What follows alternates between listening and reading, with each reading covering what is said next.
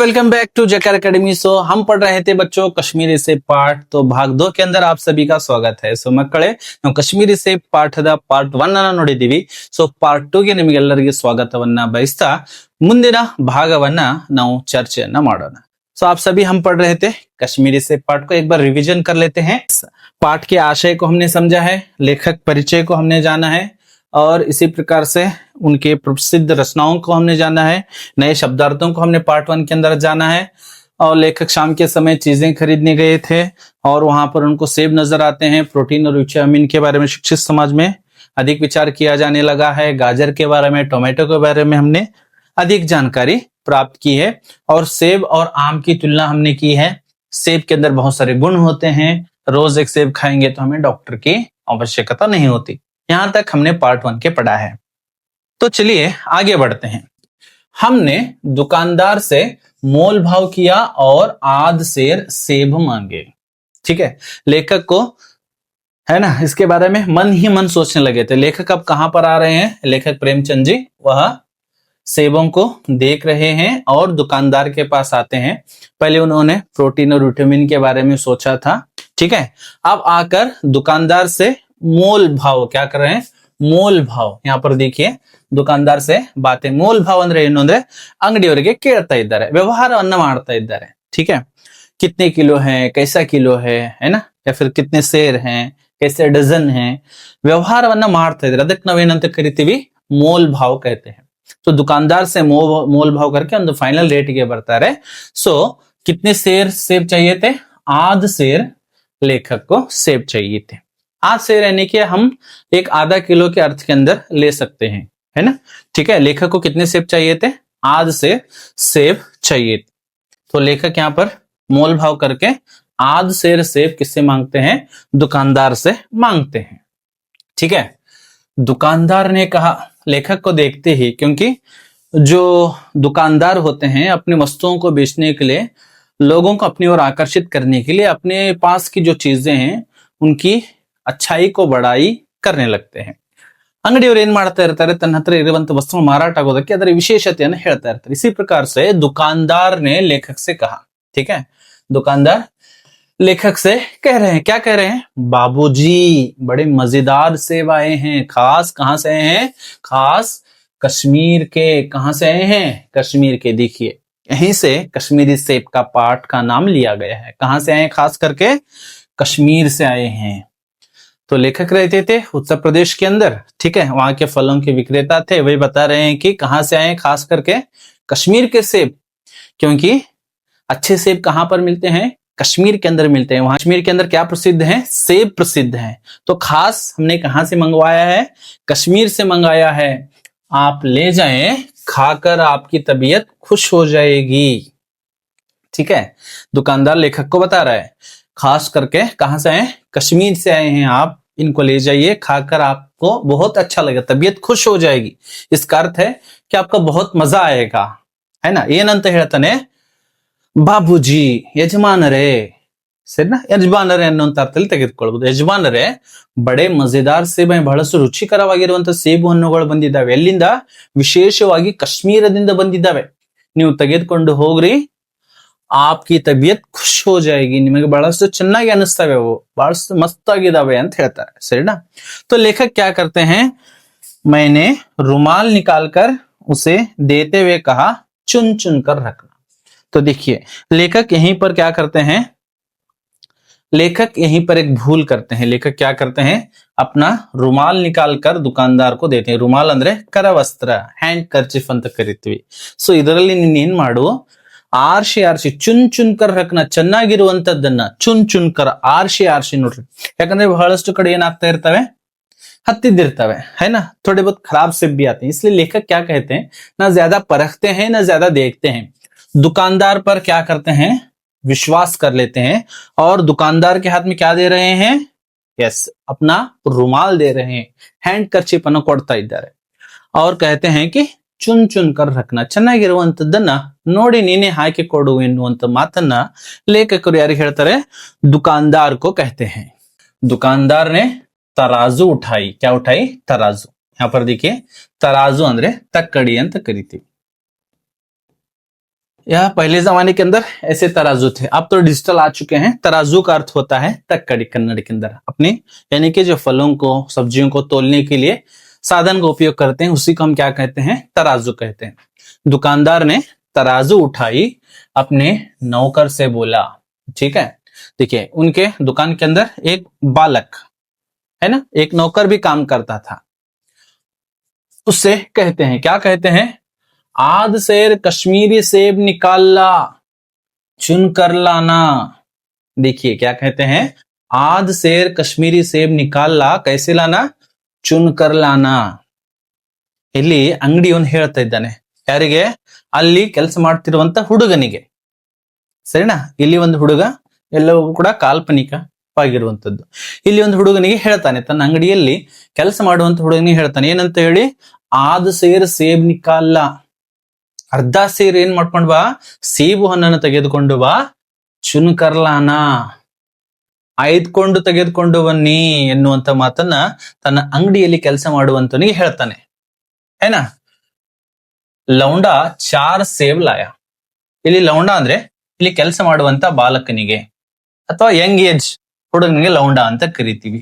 ಅವನೇನ್ ಮಾಡ್ತಾನೆ, ಒಂದು 4 ಸೇಬು ಹಣ್ಣನ್ನ 5 ತೆಗೆದುಕೊಂಡು ಬರ್ತಾನೆ. ದುಕಾನ್ದಾರ್ನೆ ತೋಲ, ದುಕಾನ್ದಾರ್ ಏನ್ ಮಾಡ್ತಾನೆ, ಅದನ್ನ ತೂಕ ಮಾಡ್ತಾನೆ. एक लिफाफे में उन्हें रखा और रुमाल में बांधकर मुझे दे दिया, मैंने 4 आने उसके हाथ में रखे. तो दुकानदार क्या करता है, एक लिफाफा, लिफाफा यहाँ पर आपको दिख रहा होगा इस प्रकार से, है ना, कवर के अंदर जो कि पेपर का बना हुआ होता है. यहाँ पर भी आप देख सकते हैं कवर के अंदर क्या कर रहा है, उसको हम क्या कहते हैं, लिफाफा कहते हैं. उसके अंदर डालकर रुमाल में बांधकर, क्योंकि लेखक ने, यहाँ पर आप देख सकते हैं लेखक ने उसके हाथ में क्या दिया था, रुमाल दिया था. उसी लिफाफे के अंदर डालकर रुमाल में बांधकर किसको देते हैं, लेखक को. देखिए यहाँ पर लिफाफे में रखकर लेखक को दे रहे हैं, ठीक है. ಒಂದು ಕವರ್ ಅಲ್ಲಿ ಹಾಕಿ ಆ ಒಂದು ಹಣ್ಣುಗಳನ್ನು ಯಾರು ಕೊಡ್ತಾ ಇದ್ದಾರೆ, ಲೇಖಕರಿಗೆ ಕರವಸ್ತ್ರದಲ್ಲಿ ಕಟ್ಟಿ, ಹ್ಯಾಂಡ್ ಕರ್ಚೀಫ್ ಅಲ್ಲಿ ಕಟ್ಟಿ ಅದನ್ನು ಕೊಡ್ತಾ ಇದ್ದಾರೆ. मैंने 4 आने उसको दिए. ಎಷ್ಟು, 4 आने, 4 आने, है ना. पहले के जमाने में पैसे या फिर आने चलते थे. 4 आने का अर्थ होता है 25 पैसे, है ना, 25 पैसा, 25 पैसे. तो यहां पर भी प्रश्न बन सकता है, लेखक को कितने सेब चाहिए थे, लेखक को आध सेर सेब चाहिए थे. आध सेर सेबों की कीमत कितनी थी, 4 आने. कितनी थी, 4 आने. ಸರಿನಾ. ಆ ಒಂದು 4 ಆನೆಯನ್ನ ಏನ್ ಮಾಡ್ತಾರೆ, 4 ಆನೆ ಅಂದ್ರೆ 25 पैसेನ ಅಂಗಡಿಯವನಿಗೆ ಕೊಡ್ತಾರೆ. घर आकर लिफाफा ज्यों का त्यों रख दिया. रात को फल या कोई दूसरा फल खाने का कायदा नहीं है, फल खाने का समय तो प्रातः काल है. ठीक है. लेखक उसके पास से लेते हैं और अपने घर आते हैं. कहाँ आते हैं, अपने घर आते हैं. कहाँ आते हैं, अपने घर. देखिए रुमाल के अंदर सेब बंधे हुए हैं, अपने घर आते हैं. जब तक क्या, क्योंकि शाम के समय में गए थे, लेखक को चौक से आते आते क्या हो जाती है, रात हो जाती है. और उस लिफाफे को ज्यों का त्यों रखना, ज्यों का त्यों रखना. यस, यहाँ पर देखिए ज्यों का त्यों, ಹೇಗಿತ್ತೋ ಹಾಗೆ, जैसे दुकानदार ने दिया था इस रुमाल के अंदर लिफाफे के अंदर बांधकर, लेखक उसको वैसे ही मेज पर अपने घर के अंदर रख देते हैं. उसको ना ही देखते हैं ना ही परखते हैं, क्योंकि रात का समय रहता है और लेखक के पास रात को सेब या कोई दूसरा फल खाने का कायदा ಅಂದ್ರೆ ಪದ್ಧತಿ ಅಥವಾ ಕಾನೂನು ಅಂತ ಕೂಡ ತಗೊಳ್ತೀವಿ.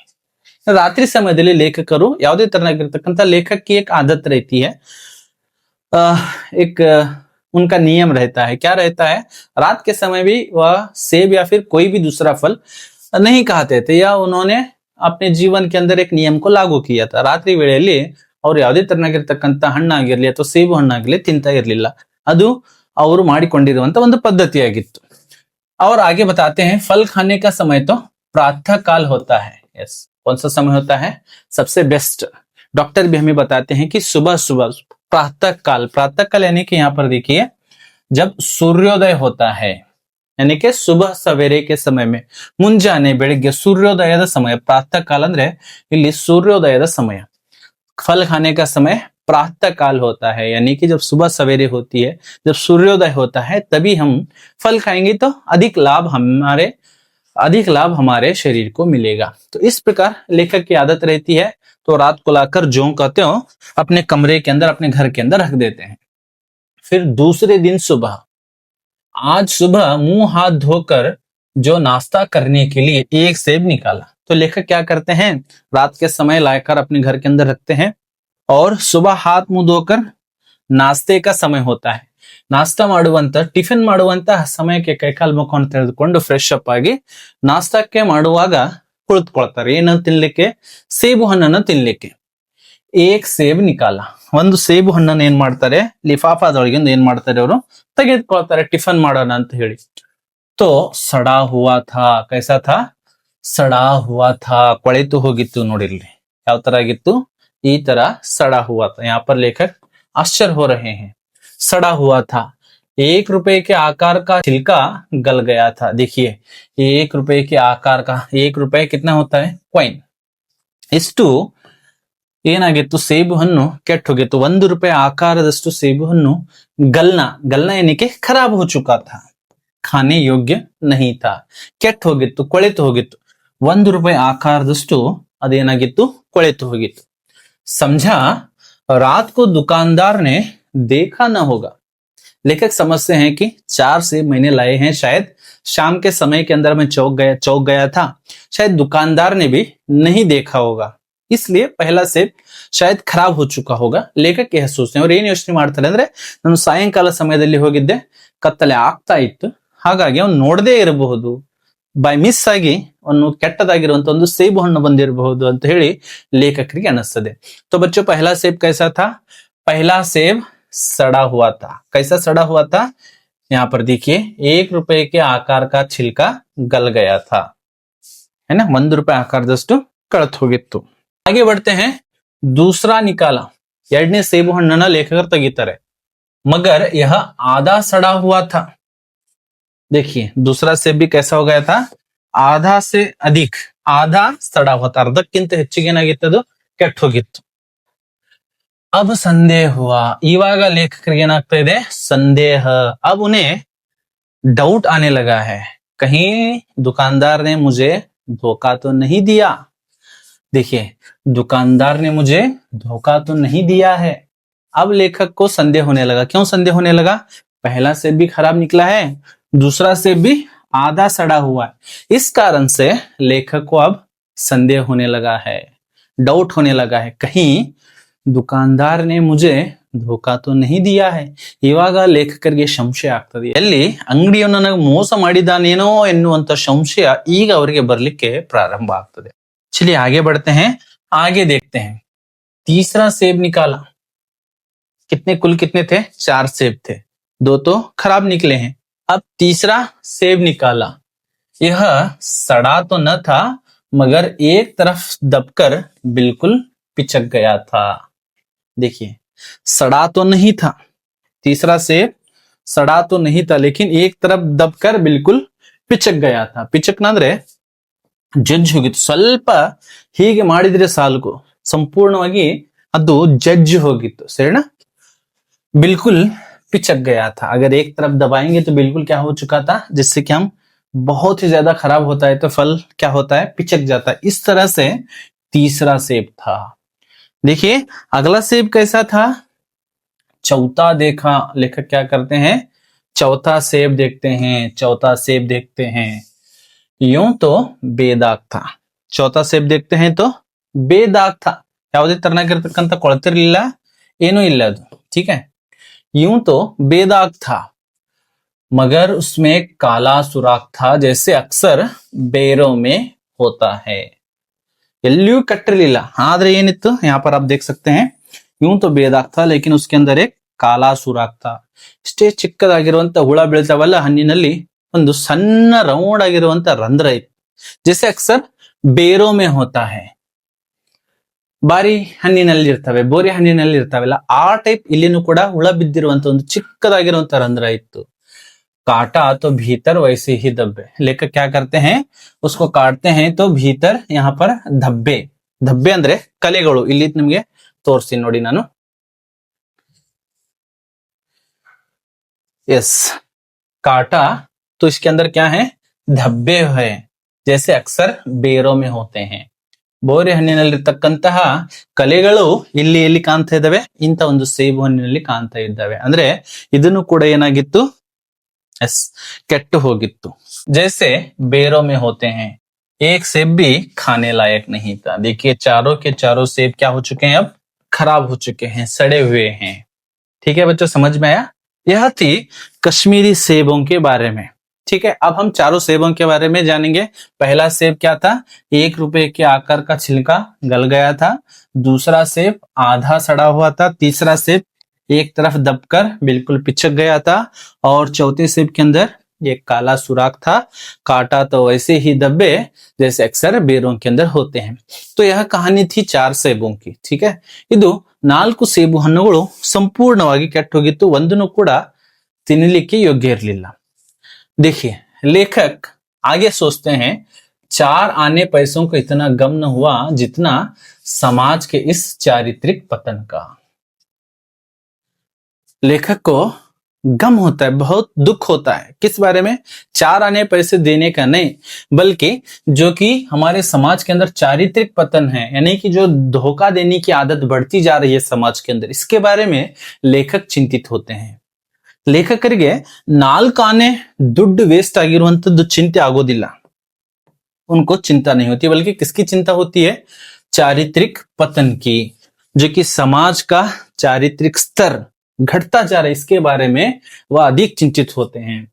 दुकानदार ने जानबूझकर मेरे साथ धोखेबाजी का व्यवहार किया. अब लेखक को समझ में आता है, अगर एक सेब सड़ा होता तो उसे क्षमा कर देते, यहाँ तो चारों के चारों सेब ही क्या है, खराब हैं. इस कारण से लेखक अब समझ में आ गया कि दुकानदार ने जानबूझकर लेखक के साथ धोखेबाजी का व्यवहार किया है. ಅವನು ಬೇಕಂತಾನೆ ಅಂಗಡಿಯವನು ಏನ್ ಮಾಡಿದಾನೆ, ಲೇಖಕರ ಜೊತೆಗೆ ಮೋಸದ ವ್ಯವಹಾರವನ್ನು ಮಾಡಿದಾನೆ. एक सेब सड़ा हुआ होता तो मैं उसे क्षमा के योग्य समझता. अगर मिस्टेकली एक सेब खराब होता तो शायद लेखक उनको क्षमा, उस दुकानदार को क्षमा कर देते, उसकी निगाह न पड़ी होगी. यह समझ जाते कि शायद शाम का समय था, इसलिए दुकानदार ने देखा न होगा, ಅವನು ದೃಷ್ಟಿ ಅದರ ಮೇಲೆ ಬೀಳದೇ ಇರಬಹುದು. ಲೇಖಕರು ಒಂದು ಸೇಬವನ್ನು ಕೆಟ್ಟಿದ್ದಿತ್ತು ಅಂದ್ರೆ ಅವನಿಗೆ ಕ್ಷಮೆಗೆ ಯೋಗ್ಯ ಅಂತ ತಿಳ್ಕೊಂಡ್ ಬಿಡ್ತಾ ಇದ್ರು, ಏಕೆಂದ್ರೆ ರಾತ್ರಿ ಹೊತ್ತಲ್ಲಿ ಅವನು ಮೇ ಬಿ ಅವನ ದೃಷ್ಟಿ ಅದರ ಮೇಲೆ ಹೋಗಿರ್ಕಿಲ್ಲ ಅಂತ ಹೇಳಿ. मगर चारों के चारों खराब निकल जाए यह तो साफ धोखा है.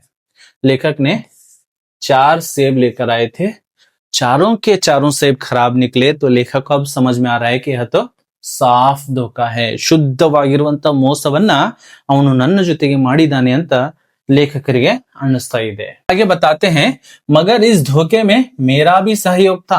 देखिए लेखक अब अपनी जो दुकानदार से व्यवहार कर रहे थे, अब उन्हें पता चल रहा है कि इस धोखे के अंदर मेरा सहयोग भी था. ಇವಾಗ ಲೇಖಕರಿಗೆ ಅನ್ನಿಸ್ತಾ ಇದೆ, ಈ ಒಂದು ಮೋಸದ ಆಟದಲ್ಲಿ ನನ್ನ ಸಹಯೋಗನೂ ಕೂಡ ಇದೆ, ನಾನು ಅದರಲ್ಲಿ ಕೈ ಜೋಡಿಸಿದ್ದೀನಿ. ಹೇಗೆ, कैसे, मेरा उसके हाथ में रुमाल देना मानो उसे धोखा देने की प्रेरणा थी.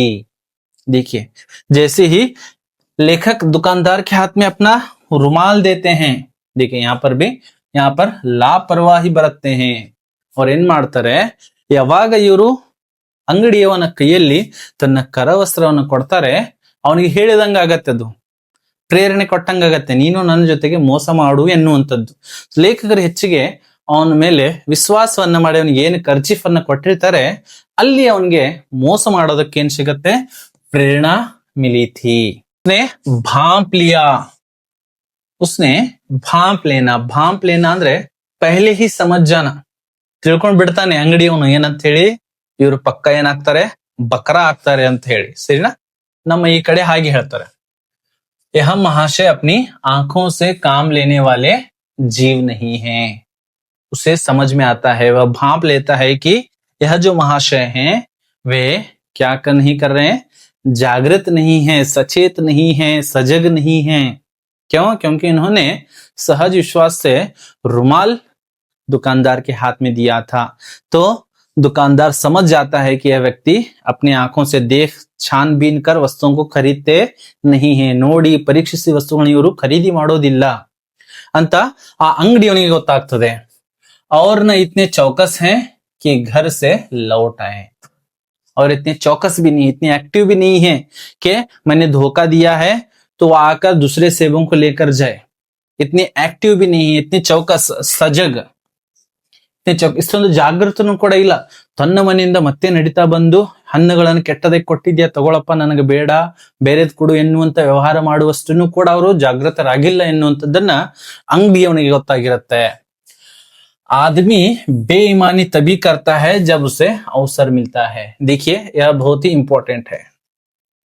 आदमी बेईमानी कब करता है? जब उसे अवसर यानी के मौका मिलता है, जब उसे समय मिलता है क्या करने का, ಬೇಯಿಮಾನಿ करने का.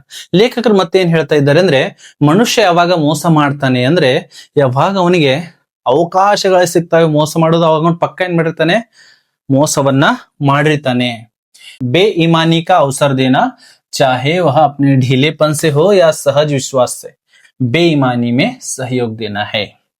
ठीक है, तो लेखक क्या सोचते हैं, बेईमानी का जब अवसर कब का होता है, कब देता है मनुष्य, जब उसे अवसर प्राप्त होता है. तो लेखक यहाँ पर दो चीजें बता रहे हैं, एक ढीलापन और एक विश्वास. ठीक है ना, ढीलापन यानी के इरली तो वो चन्नागी नहीं कोड़ताने, अच्छा ही देगा, या फिर एक सहज विश्वास, किसी भी व्यक्ति के साथ हमारे ऊपर सहज रूप से विश्वास बन जाता है कि अच्छा ही देगा, क्योंकि मैं पैसे दे रहा हूं, अच्छा ही होगा. तो यह सहज विश्वास, अगर यह भी करते हैं तो हम क्या करते हैं, बेईमानी के अंदर सहयोग देते हैं. ಅವನಿಗೆ ಮೋಸದ ಆಟದಲ್ಲಿ ನಾವು ಕೂಡ ಸಹಯೋಗ ಕೊಟ್ಟಂಗಾಗತ್ತೆ ಅಂತ लेखकರು ಇಲ್ಲಿ ಹೇಳ್ತಾ ಇದ್ದಾರೆ. लेखक आगे वर्तमान काल के अंदर होने वाली चारित्रिक पतन के बारे में आगे बता रहे हैं. क्या बता रहे हैं, पढ़े लिखे बाबुओं और कर्मचारियों पर तो अब कोई विश्वास ही नहीं करता. अब देखिए ज्यादा बेईमानी कौन करने लगे हैं, जो पढ़े लिखे हैं. देखिए ऑफिस के अंदर जाने पर जो पढ़े लिखा जो वर्ग है, जो पढ़ा लिखा वर्ग है, वे भी अब क्या करने लगे हैं, बेईमानी करने लगे. इसलिए कर्मचारियों पर कोई विश्वास ही नहीं करने लगा है. ಇವಾಗಂತೂ ನಾವೇನು ಶಿಕ್ಷಿತರಾಗಿದ್ದೀವಿ ಅವರೇ ಹೆಚ್ಚಿಗೆ ಏನ್ ಮಾಡ್ತಾ ಇದ್ದಾರೆ, ಮೋಸವನ್ನ ಮಾಡ್ತಾ ಇದ್ದಾರೆ. ಅದಕ್ಕಾಗಿ ಅವರ ಮೇಲೆ ಯಾರೂ ಕೂಡ ವಿಶ್ವಾಸ ಇಡ್ತಾ ಇಲ್ಲ. ಯಾವ್ದಾದ್ರು आगे है देखेंगे, किसी थाने या कचहरी या ಮುನ್ಸಿಪಾಲಿಟಿ में चले जाइए. किसी थाना ಯಾವುದೋ ಒಂದು ಪೊಲೀಸ್ ಸ್ಟೇಷನ್ ಅಲ್ಲಿ ಹೋಗಿರಬಹುದು, ಅಥವಾ ಯಾವುದೋ ಕಚೇರಿಯಲ್ಲಿ, ಸರ್ಕಾರಿ ಕಚೇರಿಯಲ್ಲಿ ಅಥವಾ ಮುನ್ಸಿಪಾಲಿಟಿಯಲ್ಲಿನೂ ಕೂಡ ಹೋಗಿರಬಹುದು. आपकी ऐसी दुर्गति कि आप बड़ी से बड़ी हानि उठाकर भी उधर नहीं जाएंगे. अगर आप किसी थाने के अंदर, कचहरी के अंदर, म्युनिसिपलिटी के अंदर जाते हैं, इतना करप्शन ज्यादा है, ಅಷ್ಟೊಂದು ಲಂಚದ ಅವತಾರ ಅಥವಾ ಅಷ್ಟೊಂದು ಮೋಸ ಮಾಡ್ತಾರೆ ಅಂದ್ರೆ ನೀವು ನಿಮ್ಮ ದುರ್ಗತಿ ಆಗ್ಬಿಡುತ್ತೆ. ಈ ಫೈಲ್ ಅಲ್ಲಿಗೆ ಹೋಗಿ, ಈ ಫೈಲ್ ಅಲ್ಲಿಗೆ, ದುಡ್ಡು ಕೊಡ್ಲಿಲ್ಲ ಅಂದ್ರೆ ಕೆಲಸನೇ ಆಗೋದಿಲ್ಲ. अगर आप पैसे नहीं देते हैं तो देखिए यहाँ पर चाय वगैरह पीते बैठे हैं और यहाँ पर गरीब व्यक्ति उसके पास पैसे देंगे तो ही काम होगा, क्योंकि शिक्षित समाज के अंदर अब चारित्रिक पतन होने लगा है. तो इस कारण से लेखक क्या बता रहे हैं, दुर्गति हो जाएगी, हमारा हाल बुरा हो जाएगा, ನಮ್ಮ ಪರಿಸ್ಥಿತಿ ಕೆಟ್ಟ ಹೋಗುತ್ತೆ ಸರ್ಕಾರಿ ಕಚೇರಿಯಲ್ಲಿ. ಕೊನೆಗೆ ಏನ್ ಅನ್ಸ್ಬಿಡ್ತದೆ ಅಂದ್ರೆ, ಬಡಿ ಸಿ ಬಡಿ ಹಾನಿ ಉಟಾಕರ್ವಿ, ಅಷ್ಟೇ ನಷ್ಟ ಆಗ್ಲಿ ನಾವು ಮತ್ತೆ ಅಲ್ಲಿ ಹೋಗ್ಬಾರದಪ್ಪ ಎನ್ನುವಂತ ಗೋಜಿಗೆ ಅಲ್ಲಿವರೆಗಿನ ಕೂಡ ಬಂದ್ಬಿಡ್ತೀವಿ. हमारा जो भी नुकसान होना है हो जाए, यानी कि इतना सरकारी ऑफिसों के अंदर, थाने के अंदर, म्युनिसिपालिटी के अंदर हमें दौड़ाया जाता है. किस लिए, यस, इसी बेईमानी के लिए, बेईमानी के लिए, क्योंकि उनको चाहिए होते हैं कुछ पैसे. करप्शन हो चुका है हमारे सिस्टम के अंदर. तो लेखक किसके बारे में भी सोचने लगते हैं, चारित्रिक पतन के बारे में. पहले ऐसा नहीं था. देखिए लेखक बता रहे हैं, पहले ऐसा नहीं था, ಮುಂಚೆ ಹೀಗೆ ಇರಲಿಲ್ಲ. पहले क्या था, व्यापारियों की साख बनी हुई थी. व्यापारियों की क्या बनी हुई थी, साख बनी हुई थी. ತನ್ನದೇ ಆಗಿರ್ತಕ್ಕಂಥ ಪ್ರೆಸ್ಟೀಜ್ ಅನ್ನ ಕಾಪಾಡಿಕೊಂಡಿದ್ರು ವ್ಯಾಪಾರಸ್ಥರು. ಇಷ್ಟೊಂದು ಮೋಸದ ಆಟ ಮುಂಚೆ ನಡೀತಾ ಇರ್ಲಿಲ್ಲ. पहले के जमाने के अंदर उन्होंने साख, उनकी एक प्रतिष्ठा, ಒಂದು ಪ್ರೆಸ್ಟೀಜ್ ಇತ್ತು ಅವರಲ್ಲಿ. ನಾವು ಮೋಸ ಮಾಡಬಾರ್ದು, ಅಂಜಿಕೆ ಭಯ ಅನ್ನೋದಿತ್ತು ಅವ್ರದ್ದು. यूं तो तौल में चाहे छटाक आधा छटाक कसले, ಒಂದು ತೂಕ ಮಾಡುವಾಗ, ಸ್ವಲ್ಪ ತೂಕ ಮಾಡುವಾಗ ಏನೋ ತೂಕದಲ್ಲಿ ವ್ಯತ್ಯಾಸ ಬರಬಹುದು. तौलने के अंदर छटाक या फिर आधा छटाक, छटाक कहते हैं हम 50 ग्राम को.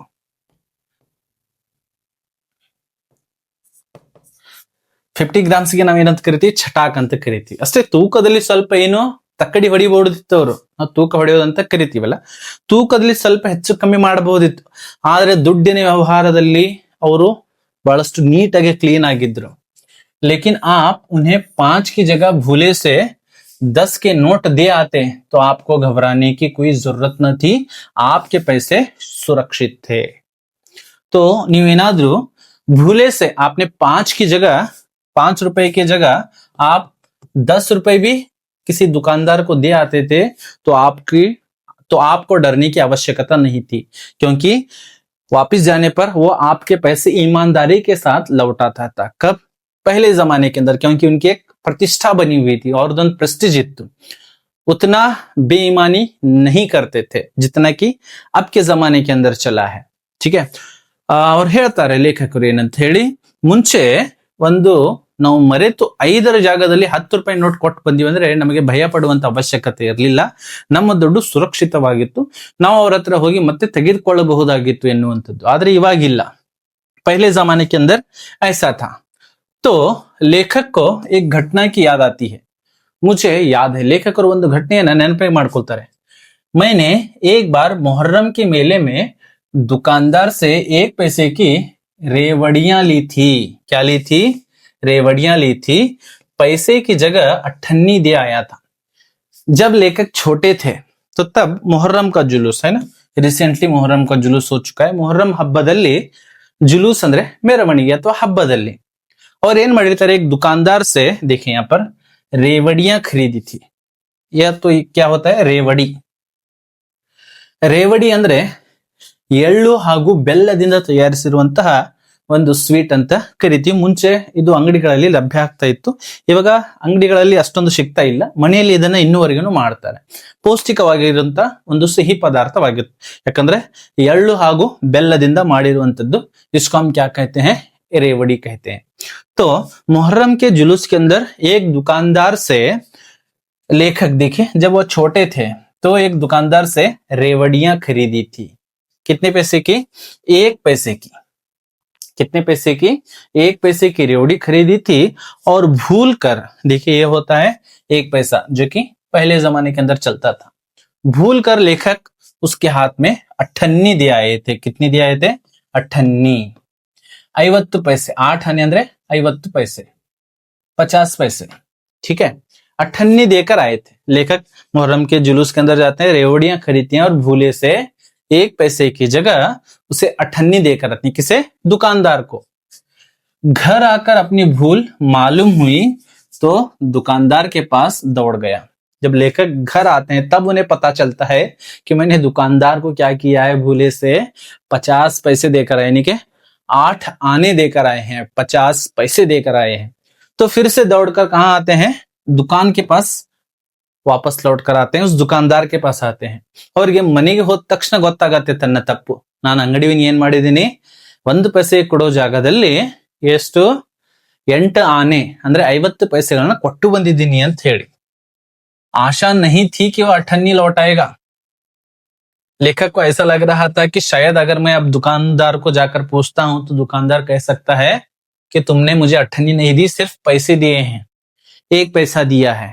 तो ಲೇಖಕರಿಗೆ ಯಾವುದೇ ಆಶೆ ಇರಲಿಲ್ಲ, ನಾನು ಹಳ್ಳಿ ಹೋದ್ರೆ ಅವನು ನನಗೆ ಮರಳಿ ಕೊಡ್ತಾನೆ ಎನ್ನುವಂಥದ್ದು. पर लेकिन उसने प्रसन्नचित होकर अठन्नी लौटा दी और उल्टे मुंह से क्षमा मांगा. देखिए जब लेखक दुकानदार के पास वापस जाते हैं, लौट कर आते हैं, तो दुकानदार लेखक को क्या करता है, बचे हुए 49 पैसे 49 पैसे लेखक को लौटाता है और उल्टे लेखक से क्षमा मांगता है. तो पहले जमाने के अंदर ऐसा नहीं था. उस घटना के अंदर लेखक यहाँ पर अपनी एक अनुभव को बताते हैं. ಸೊ ಮುಂಚೆ ಕಾಲದಲ್ಲಿ ಹೀಗಿರ್ತಾ ಇರ್ಲಿಲ್ಲ ಅಂತ ಲೇಖಕರು ಹೇಳ್ತಾ ಇದ್ದಾರೆ. ಅವನೇನ್ ಮಾಡ್ತಾನೆ, ಅಂಗಡಿಯವನು ಆ 49 ಪೈಸೆ, ಯಾಕಂದ್ರೆ 50 ಪೈಸೆ ಕೊಟ್ಟಿರ್ತಾರೆ, 1 ಪೈಸೆದ್ದು ರೇವಡಿಯನ್ನ ಖರೀದಿ ಮಾಡಿರ್ತಾರೆ, 49 ಪೈಸೆಯನ್ನ ಯಾರಿಗೆ ಕೊಡ್ತಾನೆ, ಲೇಖಕರಿಗೆ ಕೊಟ್ಟು ಮತ್ತೆ मरड़े लेखकರಿಗೆ क्षमे ಕೇಳ್ತಾ ಇದ್ದಾನೆ. तो पहले के जमाने के अंदर ऐसा था, आपको ईमानदारी दिखती थी, लेकिन अब वर्तमान काल के अंदर ऐसा नहीं है. ಎನ್ನುವಂಥದ್ದನ್ನ ಲೇಖಕರು ಹೇಳ್ತಾ ಇದ್ದಾರೆ. तो लेखक अंत में निष्कर्ष पे आते हैं. क्या बताते हैं? यहाँ कश्मीरी सेब के नाम से सड़े हुए सेब बेचे जाते हैं. तो लेखक को बताया था कि खास कश्मीर के हैं, आप ले जाए खाकर तबीयत खुश हो जाएगी. तो यहाँ पर क्या हुआ है, लेखक को कश्मीरी सेब के नाम पर सड़े हुए सेब बेचे जा रहे हैं. मुझे आशा है पाठक बाजार में जाकर मेरी तरह आंखें न बंद कर लिया करेंगे, नहीं तो उन्हें भी कश्मीरी सेब ही मिलेंगे. ಇದು ಬಹಳಷ್ಟು ಇಂಪಾರ್ಟೆಂಟ್ ಆಗಿರುವಂತದ್ದು. ಮ್ಯಾಕ್ಸಿಮಮ್ 2 अंकದ ಪ್ರಶ್ನೆ ಇಲ್ಲಿಂದ ಕೇಳ್ತಾರೆ. इस पार्ट से क्या सीख मिलती है, अथवा लेखक पाठकों को क्या संदेश दे रहे हैं. लेखक अंत में कहते हैं कि जिस तरह लेखक ने आंखें बंद करके खरीदारी की थी, ಕಣ್ಣು ಮುಚ್ಚಿ ಅವರು ಏನ್ ಮಾಡಿದ್ರು, ಖರೀದಿಯನ್ನ ಮಾಡಿದ್ರು. ಅಂದ್ರೆ ಏನು, ಪರೀಕ್ಷೆ ಮಾಡಿರ್ಲಿಲ್ಲ, ಜಾಗೃತರಾಗಿರ್ಲಿಲ್ಲ. ಒಂದ್ ವೇಳೆ ನೀವೇನಾದ್ರೂ ಹೀಗೆ ಮಾಡ್ಲಿಲ್ಲ ಅಂದ್ರೆ ನಿಮ್ಗೂ ಕೂಡ ಏನ್ ಸಿಗ್ತವೆ, ಕಾಶ್ಮೀರಿ ಸೇಬ್ನೆ ಸಿಗ್ತವೆ. ಅಂದ್ರೆ ಕೆಟ್ಟದಾಗಿರುವಂತ ವಸ್ತುಗಳು ಸಿಗ್ತವೆ ಎನ್ನುವಂತ ಮಾತನ್ನ ಇಲ್ಲಿ ಲೇಖಕರು ಹೇಳ್ತಾರೆ. अंत में पाठ का आशय हम समझेंगे. पाठ का आशय क्या है, यह भी आप वो ले सकते हैं या फिर उत्तर के अंदर यह भी ले सकते हैं. लेखक अपने अनुभव बताते हुए पाठकों को सचेत करते हैं कि खरीदारी करते समय सावधानी नहीं बरते तो धोखा खाने की संभावना होती है. अंत में लेखक यहाँ पर क्या कर रहे हैं, संदेश दे रहे हैं. क्या संदेश है, अपने अनुभवों के द्वारा बता रहे हैं. ತನ್ನ ಜೊತೆ ಆಗಿರುವಂತ ಅನುಭವವನ್ನು ಹಂಚಿಕೊಂಡು ಹೇಳ್ತಾ ಇದ್ದಾರೆ. अपने अनुभव यानी कि कश्मीरी सेब उनको मिले थे, वो भी सड़े हुए. तो यहाँ पर पाठकों को सचेत रहने की सीख देते हैं. पाठक यानी कि जिस पाठ को पढ़ रहे हैं, जिस पाठ को हम पढ़ा रहे हैं, सबको हम क्या कहते हैं, पाठकों को सचेत कर रहे हैं. क्या कर रहे हैं, खरीदारी करते समय हमें सावधानी बरतनी चाहिए. ಮಾರ್ಕೆಟ್ ಅಲ್ಲಿ ನಾವು ವ್ಯವಹಾರವನ್ನ ಮಾಡುವಾಗ ಜಾಗೃತರಾಗಿರಬೇಕು. नहीं तो धोखा खाने की संभावना होती. ಇಲ್ಲ ಅಂದ್ರೆ ನಾವು ಮೋಸ ಹೋಗುವಂತ ಸಂಭಾವನೆ ಹೆಚ್ಚಿಗಿರ್ತದೆ ಎನ್ನುವಂತ ಮಾತನ್ನ ಇಲ್ಲಿ ಲೇಖಕರು ಹೇಳ್ತಾ ಇದ್ದಾರೆ. तो बच्चों आप बताइए, आपको यह पाठ का विश्लेषण कैसा लगा. अगर आपको अच्छा लगा है तो इसको ज्यादा से ज्यादा शेयर करें और जकैरा एकेडमी को सब्सक्राइब अवश्य करें. आगे भी हम पाठों को इसी तरह बताते रहेंगे. जितना ज्यादा आप देखते रहेंगे उतनी हिम्मत, उतना धैर्य हमें मिलता रहेगा. सो ಮಕ್ಕಳೇ, ನಿಮಗೆ ಈ ಒಂದು ಪಾಠ ಹೇಗೆ ಅನಿಸಿದೆ ಎನ್ನುವಂತದನ್ನ ಕಮೆಂಟ್ ಬಾಕ್ಸ್ ಅಲ್ಲಿ ಅವಶ್ಯವಾಗಿ ತಿಳಿಸಿ, ಹಾಗೂ ಇದನ್ನ ಅತಿ ಹೆಚ್ಚಿಗೆ ಶೇರ್ ಮಾಡ್ತಾ ಇರಿ. ಮುಂಬರುವಂತ ದಿನಗಳಲ್ಲಿ ಮುಂದಿನ ಎಲ್ಲ ಪಾಠಗಳನ್ನ ವಿಶ್ಲೇಷಣೆಯನ್ನ ನಾವು ಜಕೈರಾ ಅಕಾಡೆಮಿಯಲ್ಲಿ ಮಾಡ್ತಾ ಇರ್ತೀವಿ. ಇದನ್ನ ಅತಿ ಹೆಚ್ಚಿಗೆ ಶೇರ್ ಮಾಡಿ, ಹಾಗೂ ಇನ್ನುವರೆಗೂ ಯಾರು ಜಕೈರಾ ಅಕಾಡೆಮಿನ ಸಬ್ಸ್ಕ್ರೈಬ್ ಮಾಡಿಲ್ಲ ಅವರು ದಯವಿಟ್ಟು ಜಕೈರಾ ಅಕಾಡೆಮಿನ ಸಬ್ಸ್ಕ್ರೈಬ್ ಮಾಡಿ. ಮತ್ತೆ ನಾವು ಭೇಟಿಯಾಗೋಣ ಮುಂದಿನ ವಿಡಿಯೋದಲ್ಲಿ. ಜೈ ಹಿಂದ್.